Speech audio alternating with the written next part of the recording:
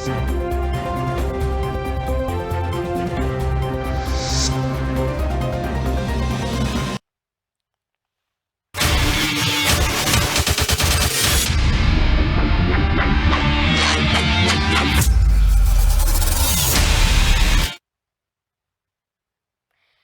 Welcome to reality check. ప్రస్తుతం మనతో పాటు ఉన్నారు సీనియర్ అనలిస్ట్ పెంటపాటి పుల్లారావు గారు. సార్ నమస్తే అండి. నమస్కారం అండి. సార్, ఈ రోజు నిర్మలా సీతారామన్ గారు ప్రవేశపెట్టిన బడ్జెట్ కి ఓవరాల్ గా మీరు ఏం చెప్తారు సార్? సాటిస్ఫైడా? ఆమె సాటిస్ఫైడ్ అవ్వచ్చు. వచ్చింది ఏమిటంటే సాధారణంగా 3 గంటలు మాట్లాడతారు బడ్జెట్లో, ఇవాళ 1:10 నిమిషాలే మాట్లాడారు. ఎక్కువ ధైర్యంగా ఉన్నప్పుడు ఎక్కువ చెప్పే సమయంలో ఎక్కువ సమయం తీసుకుంటారు. ఏమి చెప్తే సమయంలో లేనప్పుడు తొందరగా ఇది కానివ్వాలి అంటే 1:10 నిమిషాలు తీసుకున్నారు. చాలా సంతోషించారు. బడ్జెట్ అందరూ ఏమంటారంటే బడ్జెట్ ఇది పెట్టింది అంటే, బడ్జెట్లో కొన్ని విషయాలు కీలకమైన విషయాలు ఉంటాయి. అందరు చూసేది ఏంటంటే ఆ ట్యాక్సులు పెంచారా, సిగరెట్స్ మీద ట్యాక్సులు పెంచారా, లిక్కర్ మీద పెంచారా, ఏ వస్తువుల మీద పెంచారు అని ఒక 20-30 సంవత్సరాల క్రితం అదే పెద్ద సబ్జెక్ట్ డిస్కషన్. ఇప్పుడు డిస్కషన్ అలా ఎందుకు కాదంటే, ఆ రోజు ఒక కీ ఐటమ్స్ 10-20 అయితే ఇప్పుడు 100, 200, 300, 400 ఐటమ్స్ ఉన్నాయి. సెల్ ఫోన్లు ఉన్నాయి, లేకపోతే వేరియస్ ఎలక్ట్రానిక్స్ కంప్యూటర్స్ ఉన్నాయి. ట్యాక్స్ ఎంత పెంచారు, సిగరెట్స్, లిక్కర్, ఎన్నో కన్జ్యూమర్ ఐటమ్స్ ఒక 20-30 సంవత్సరాలు ఐడియా లేని ఉన్నాయి. సో అందువల్ల ఇది బడ్జెట్ అనేది ఓ రకంగా ఇంపార్టెంట్ అయినా ఇంకో రకంగా ఇంపార్టెన్స్ కాదు. బడ్జెట్ ఒకనప్పుడు ఆ డెఫిషిట్ ఉండి లేకుండా చేసేవారు. ఖర్చు పెట్టిన ఆదాయం అంతే ఖర్చు పెట్టాలి. ఇప్పుడు డెఫిషిట్ పెద్దగా ఉన్నది కాబట్టి బడ్జెట్ వాల్యూ ఒక రకంగా పోయింది. కానీ అందరు ఎదురు చూసేది ఇందాక అనుకున్నట్టుగా ఆదాయం మీద ట్యాక్స్ పెట్టారా, ఏమిస్తున్నారు మాకు, మా కేటగిరీకి ఏమిస్తున్నారు, గవర్నమెంట్ సర్వెంట్స్కి ఏమిస్తున్నారు, వాళ్ళకి ఇస్తున్నారు, అది చూస్తారు. కానీ బడ్జెట్ వెనకాల ఎప్పుడు ఎవరైనా చూడవలసింది ఏంటంటే కంట్రీ ఇన్ఫ్లేషన్ అలాగున్నది. మెయిన్ థింగ్ ఏమిటంటే ధర పెరుగుదల. ధర పెరుగుదల గవర్నమెంట్ కంట్రోల్ చేయట్లేదంటే బడ్జెట్ ఏమి ఇచ్చినా ఏం తీసుకున్నా ఉపయోగం లేదు. మన దేశం 10 సంవత్సరాల 15-20 సంవత్సరాలు బట్టి ఇన్ఫ్లేషన్ జరుగుతూ ఉన్నది. 2% అయితే మనం సహించగలం. 4, 4.5, 5 ఉన్నది. అదే కాకుండా ఎక్కువ వాడే వస్తువులు, ఒక 20 వస్తువులు మనం వాడే అవి ధర పెరిగింది 20%, 30% పెరిగింది కదా. ఒక ఫర్ ఎగ్జాంపుల్ ఒక మందుల షాప్కి వెళ్తే మనం నోటీస్ చేస్తాం 20-30% ధరలు పెరిగినాయి లాస్ట్ ఇయర్ మీద. పెట్రోల్ ధరలు అలాగే ఉన్నాయి. సో ఇవన్నీ ఇంపాక్ట్ వచ్చేస్తున్నాయి మన మీద. ఎక్కడో కొన్ని పెరగని సామాన్లు మనం కొనం. ఇవన్నీ చూసుకుంటామంటే ఈ బడ్జెట్ ఒక రోజు క్రితం రాష్ట్రపతి 8 సార్లు చెప్పిన మధ్య తరగతి వాళ్ళ గురించి ఆమె స్పీచ్లో ఉందన్న.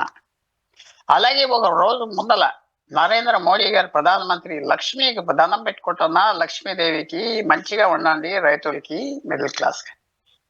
నేను అనుకుంటున్నా ఆ పూజ చేసింది ఆయన ఆన్సర్ చేయలేదు. లక్ష్మి మిడిల్ క్లాస్కి నాకేం కనపడలేదు, రైతాంగానికి ఏం కనపడలేదు.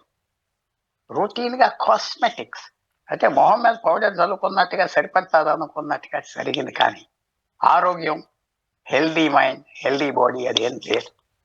చాలా నేను డిసప్పాయింట్ అవుతున్నాను, ఎందుకంటే పరిస్థితి బాగోలేదు. సార్, బడ్జెట్ సమావేశాలు చూసినప్పుడు అందరూ అట్రాక్ట్ అయిన వాళ్ళు, ఇప్పుడు మాలాంటి శాలరీ పర్సన్స్ ప్రతి ఒక్కరూ అట్రాక్ట్ అయిన వాళ్ళు 12 లక్షల వరకు ట్యాక్స్ మినహాయింపు లేదు అని, 12 lakhs వరకు చాలా పెద్ద ఊరట కలిగించే అంశం ఇది అని అనుకుంటున్నాం. బట్ అది నిజమేనా, లేకపోతే దీంట్లో కూడా స్లాబ్లు అవి ఇవి ఉన్నాయంటున్నారు కాబట్టి అవి ఎట్లా వర్తిస్తాయి? స్లాబులు లేవు. 12 లక్షల వరకు మీకు ఆదాయం ఉంటే ట్యాక్స్ ఉండదు. కానీ ఎంతమందికి 12 లక్షలు ఉన్నది ఆదాయం, ఎంతమందికి ఉన్నది? జాయింట్గా చేస్తారా, మౌరు పిల్లలు, ఫ్యామిలీ ఇవన్నీ చూడాలి. దీనివల్ల ఏంటంటే నాకు 10 లక్షల ఆదాయం ఉన్నది సంవత్సరానికి, ట్యాక్స్ లేదు, చాలా గొప్ప పని అయిపోయింది. 12 లక్షలు నాకేం లేదు ట్యాక్స్, 12.5 లక్షలు ఉన్నది ఒక 3,000 కదా, చాలా ఆనందపడతాను. కానీ దాంట్లో ఉన్న రహస్య ట్యాక్స్ ఏంటంటే ఇన్ఫ్లేషన్, ధర పెరుగుదల.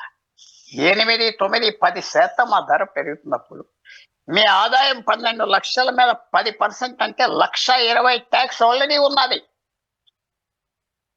మీరు కొనే సామానికి వాల్యూ ఎక్కువ ఉంటుంది, మీ జీతం తక్కువ. దేర్ఫోర్ ఆల్రెడీ దాని గురించి అసలు ఫైనాన్స్ మినిస్టర్ మాట్లాడలేదే.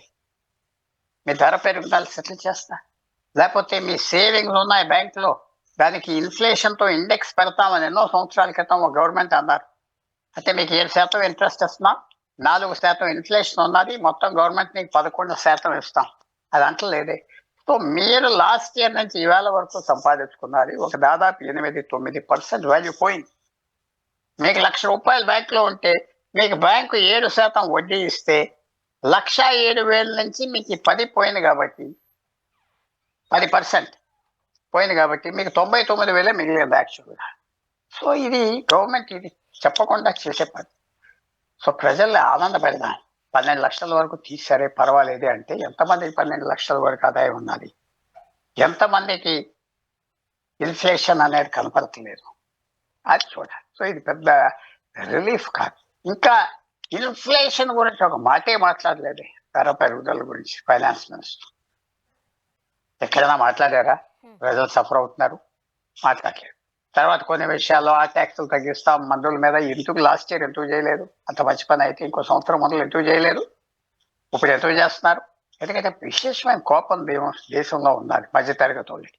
ఏ స్కీమ్ వచ్చినా పేదవాళ్ళకి అంటున్నారు, ఏ స్కీమ్ వచ్చినా కులానికి అంటున్నారు. మాకి మేము పట్టణంలో ఉంటున్నాం, హైదరాబాద్లో 30-40 వేలు నెలకి సంపాదించుకుంటున్నాం, గవర్నమెంట్ ఉద్యోగం కాదు మాది, ఫిక్స్డ్ ఇన్కమ్ కాదు, ఎక్కడో పని చేసుకొని బ్రతుకుతున్నాం, మాకేం లేదా అని ప్రశ్న వచ్చింది. ఆ ప్రశ్నకి ఈ గవర్నమెంట్ ఆన్సర్ చేయలేదు, మిగతా గవర్నమెంట్స్ వెళ్ళారు కూడా ఆన్సర్ చేయలేదు. చాలా మంది అంటారు నీకు ట్యాక్స్ లేదు కదా, లేదు, కానీ మిగతా సామాన్ కొనేదంతా జిఎస్టీ కడతారు కదా, 18%, 20%, దానికి ఏమవుతుంది? అది తగ్గించలేదు కదా. సో అందువల్ల ఇది ఒక ఏమంటారంటే ఇది ఒక మ్యాజిక్ ట్రిక్ లాగా కనిపిస్తారు. 12 లక్షల వరకు ఆదాయం లేదు, ట్యాక్స్ లేదు, ఎంత సాయం చేసాం మధ్యతరగతి అంటున్నారు. It is not correct. అది దీనికి పెద్ద ఆనందపడే విషయం. ఎవరైనా ఆనందపడుతున్నారంటే నేను చాలా ఆశ్చర్యపోతాను. ఎందుకంటే ఇది ఆనందపడే విషయం కాదు. ఇన్ఫ్లేషన్, ధర పెరుగుదల దేశంలో ఉన్నారు. ముఖ్యంగా అగ్రికల్చర్కి ఈసారి బడ్జెట్లో పెద్దపీట వేసినట్లుగా కనబడుతుంది చూడ్డానికి. మీరేం చెప్తారు?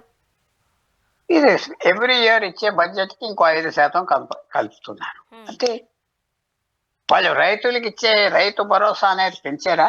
లేదు. ఎక్కువ నంబర్ రైతులకు ఇస్తున్నారా? లేదు. రైతు ఆదాయం పెరగటానికి ఏమన్నా చూపెడుతున్నారా? లేదు. 2014లో నరేంద్ర మోడీ గారు అన్నారు 2022కి ఇప్పుడు రైతుల ఆదాయం డబుల్ అవుతుంది అన్నారు. డబుల్ అవ్వలేదు. అంటే అది ఆలోచించుకోవాలి ప్రభుత్వం. ఆ ఎంఫసిస్, ఆ ఆలోచన వ్యవసాయం మీద పెట్టలేదు. కంఫర్టబుల్గా లేరు. వ్యవసాయం అంటే అంత కంఫర్ట్ లేదు. కంఫర్ట్ అంటే అది ట్యాకిల్ చేయాలి, మన ప్రాబ్లం అని లేదు, తెలియక లేదంటున్నా, టైం లేక లేదంటున్నా. అందువల్ల వ్యవసాయానికి కనపడేలాగా ఏం లేదు. అది చాలా సివియర్ క్రైసిస్ ఉన్నది వ్యవసాయంలో. ఎందుకంటే ఎవరైనా భూమి ఉన్నవాళ్ళు ఆ భూమి చిత్తైపోతా వస్తాం. 5 ఎకరాలు ఉన్నవాడికి 2 పిల్లలు ఉంటే వాడు 2.5 ఎకరాలు మనిషి అయిపోతున్నాడు. అలా తగ్గిపోతా వచ్చినాయి ల్యాండ్ హోల్డింగ్స్. చిన్న ల్యాండ్ హోల్డింగ్స్ అయిపోయినాయి. అందువల్ల ఆ క్రైసిస్ ఏం ట్యాకిల్ చేయట్లేదు గవర్నమెంట్. వ్యవసాయం వరకు ట్యాకిల్ చేయట్లేదు నేను స్పష్టంగా చెప్తున్నా. వ్యవసాయం 40% జనం ఆధారపడి ఉన్నారు భారతదేశంలో. మీరు అక్కడ ఇంప్రూవ్మెంట్ తీసుకొస్తే విశేషమైన ఎంప్లాయ్మెంట్ వస్తుంది కదా, వెంటనే వస్తుంది కదా. ఒక ఫ్యాక్టరీ కట్టాలంటే 2 సంవత్సరాలు పడుతుంది ఉద్యోగాలు రావటానికి. ఎవరో డావోస్లో ఏదో సంతకం పెట్టాడంటే ఇక్కడికి వచ్చి ఉద్యోగం తయారవటానికి 2 సంవత్సరాలు పడతాయి. వ్యవసాయానికి మీరు ఒక ఫోకస్ తీసుకొస్తే వెంటనే అది ఇంపాక్ట్ ఇమీడియట్గా వచ్చేస్తారు. అది చేయట్లేదు ప్రభుత్వం, అర్థం చేసుకోవట్లేదు. సార్, ముఖ్యంగా ఈసారి బడ్జెట్లో మనం చూస్తే బీహార్కి మంచిగా కేటాయింపులు వచ్చినట్లుగా, అధిక కేటాయింపులు ఇస్తున్నట్లుగా మనం చూస్తూ ఉన్నాం. అంటే రాబోయే ఎన్నికలను దృష్టిలో పెట్టుకుని ఆ స్ట్రాటజీ అక్కడ ఏమన్నా వర్కౌట్ చేసే విధంగా ప్రయత్నిస్తుంది అనుకోవచ్చా? పూర్తిగా 100%. వాళ్ళ ఎలక్షన్ వస్తుంది, చేయాలి, చేస్తున్నారు. అందరు చేసే పని వాళ్ళు చేస్తున్నారంటే పర్వాలేదు, ఏదో దేశానికి ఒక పక్కనైనా చేస్తున్నారని భావిద్దాం. బీహార్కు రాబోయే ఎలక్షన్ అక్టోబర్లో ఉన్నది, ఒక ఇంపార్టెంట్ ఎలక్షన్. బీజేపీకి ఆ ఎలక్షన్ గెలవాలి. ఎందుకంటే దాని తర్వాత నెక్స్ట్ ఇయర్ 2000 తర్వాత బెంగాల్ ఎలక్షన్ వస్తుంది, తర్వాత ఉత్తరప్రదేశ్ ఎలక్షన్ వస్తుంది. రాష్ట్రానికి వచ్చింది ఏంటంటే 1 నేషన్ 1 ఎలక్షన్ పెడితే కారణం ఇది. రోజు ఎలక్షన్ ఎక్కడో చోట ఉండి మన బడ్జెట్స్ ఏంటి, మన పొలిటికల్ అటెన్షన్ డిస్ట్రాక్ట్ అయిపోతా ఉంటాం. సో ఇప్పుడు బీహార్ వస్తుంది, బీహార్ తర్వాత బెంగాల్ వస్తుంది, బెంగాల్ తర్వాత ఉత్తరప్రదేశ్ వస్తుంది, మళ్ళీ ఉత్తరప్రదేశ్ తర్వాత మళ్ళీ ఇంకొన్ని రాష్ట్రాలు, తమిళనాడు వస్తాయి. సో ఇవన్నీ సిరీస్ ఆఫ్ ఎలక్షన్స్ కాబట్టి తప్పకుండా ఇది చేయకపోతే చేయలేదంట సో చేశారు. అందువల్ల అది క్లియర్గా ఎలక్షన్ రిలేటెడ్. దాని గురించి ఎవరు బాధపడినా అర్థం చేసుకోవాలన్న పెద్ద విశేషం ఏం లేదు. ఇంకా ఇంకోటి కూడా మీరు చూడవలసింది ఏంటంటే బడ్జెట్ రాగానే బడ్జెట్ చేసే వాళ్ళ దగ్గర స్కిల్ ఉండాలి, ఎకనామిక్ స్కిల్ ఉండాలి. ప్రతి ఒక్కడు పిహెచ్డితో స్కిల్ ఉన్నదా? కాదు. మీకు మన్మోహన్ సింగ్ గొప్పగా అంటలేదు, మన్మోహన్ సింగ్ గొప్పగా పనిచేశాడు. మన్మోహన్ సింగ్ లాంటి వాళ్ళు చాలా మంది భారతదేశంలో ఉన్నారు. వాళ్ళు ఎవరిని కన్సల్ట్ చేస్తారంటే నాకు కనపడలేదు. లేకపోతే ఇలాంటి బడ్జెట్ రాదు. మీరు ప్రాబ్లం వెళ్ళి పెడితే ఈవేళ భారతదేశంలో టెక్నికల్ నాలెడ్జ్ ఉన్న సాల్వ్ చేయడానికి ఎకనామిక్స్, ఆర్థిక వ్యవస్థ అదేం కనపడలేదు. ఏదో ఇన్ఫ్రాస్ట్రక్చర్ మీద ఇన్వెస్ట్ చేశారు. సంవత్సరానికి ఆ 10 లక్షల కోట్లు అన్నారు క్యాపిటల్ ఎక్స్పెండిచర్, అది సరిపడుతుంది. కానీ దానివల్ల ఉద్యోగాలు జనరేట్ అవ్వట్లేదు.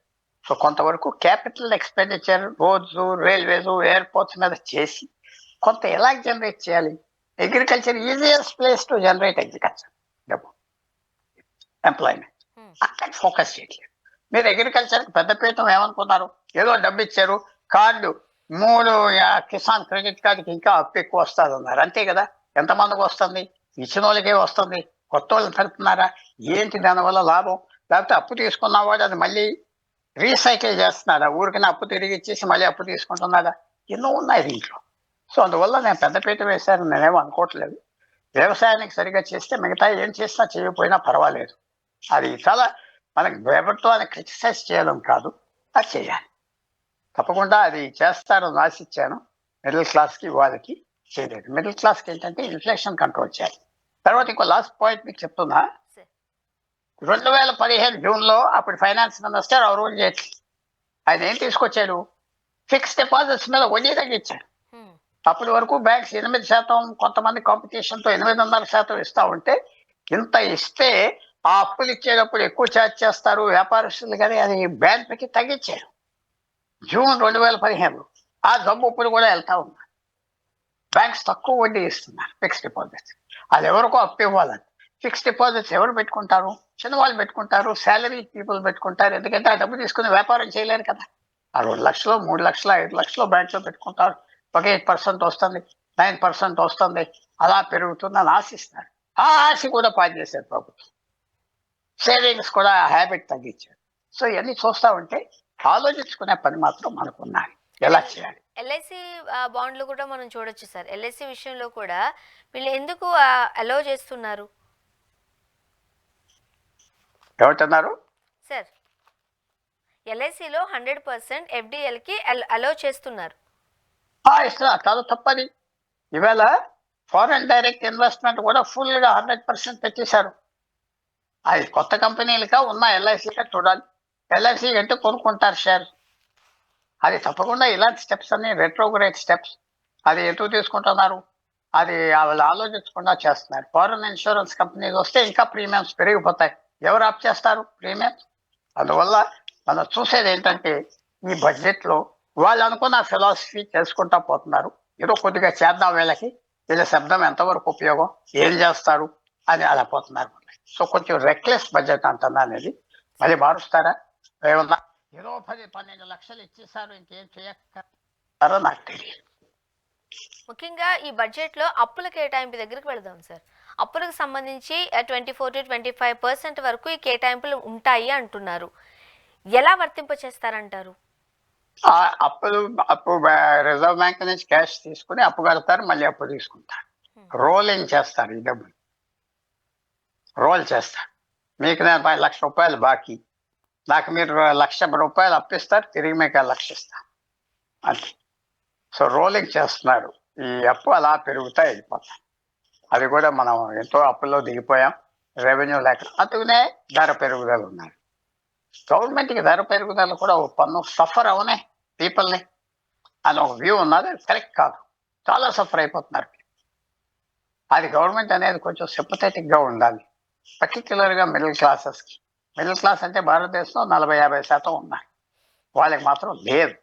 అది తప్పకుండా వాళ్ళకి డిస్ఇంట్రెస్ట్ వస్తుంది గవర్నమెంట్ మీద. అది అర్థం చేసుకున్నారు మోడీ గారు, కానీ దానికి సరైన ట్రీట్మెంట్ మాత్రం చేయట్లేదు. ముఖ్యంగా ఏపీకి సంబంధించి ఎటువంటి కేటాయింపులు ఇచ్చారనొచ్చు. అదనంగా కావచ్చు, మన దగ్గరున్న ఎంపీల సంఖ్య ఎక్కువగా ఉంది కాబట్టి, రాష్ట్రానికి రావాల్సిన నిధులను మనం తెచ్చుకున్నట్టేనా? ఆంధ్రప్రదేశ్ రాష్ట్రం తెచ్చుకున్నట్టేనా? తప్పకుండా తెచ్చుకున్నట్టే. స్టీల్ ప్లాంట్‌కి ఇచ్చారు, మొన్న అమరావతికి ఇచ్చారు, ఇప్పుడు పోలవరానికి ఇచ్చారు, అడిగినన్ని ఇస్తున్నారు, రైల్వే లైన్స్ ఇస్తున్నారు, రోడ్లు ఇస్తున్నారు. ఇంకా అంతా కావాలంటే కష్టం కాబట్టి అడిగినన్ని ఇస్తున్నారు. వాళ్ళు కంప్లైంట్ చేశారు. ఇంకా కావాలి, ఇంకా కావాలంటే ఎప్పుడు ఆగరు. బట్ చాలా వరకు ఇచ్చారు. చాలా వరకు ఇస్తున్నారు. So we have to be aware. ఒక లిమిట్ అనేది ఉంటుంది. ఇది సరిగ్గా వాడుకుంటే ముందరికెళ్ళచ్చు. సరిగ్గా వాడుకుంటారా, వాడుకోరా, అది మన అందరికీ జవాబు తెలుసు. ఓకే. సో ఫైనల్‌గా నిర్మలా సీతారామన్ గారు ప్రవేశపెట్టిన బడ్జెట్ గురించి మీకు ఏమనిపిస్తుంది సార్? ఐఎమ్ సారీ అంతే.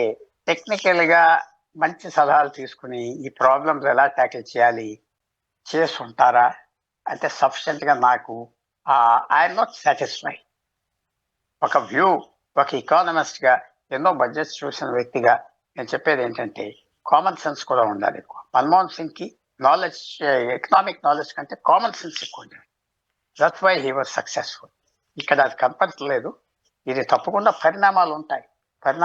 అదృష్టంగా ఏమైపోయిందంటే పెట్రోల్ ధర తగ్గిపోయింది ఇంటర్నేషనల్‌గా 10 సంవత్సరాలు బట్టి. సో ఏం తప్పు చేసినా కనపడదు. పెట్రోల్ ధర పెరిగితే చాలా సీరియస్ ప్రాబ్లమ్స్. పెరగట్లేదు కాబట్టి నరేంద్ర మోడీకి అదృష్టం మీద ఎవ్రీ మిస్టేక్ ఇంపాక్ట్ లేకుండా పోతుంది. అది అదృష్టం ఈ budget. Thank you so much sir. మీ అభిప్రాయాలు నాతో థ్యాంక్ యూ. పంచుకున్నారండి. Thank you very much. ఇది ఇవాల్టి రియాలిటీ చెక్. Stay tuned.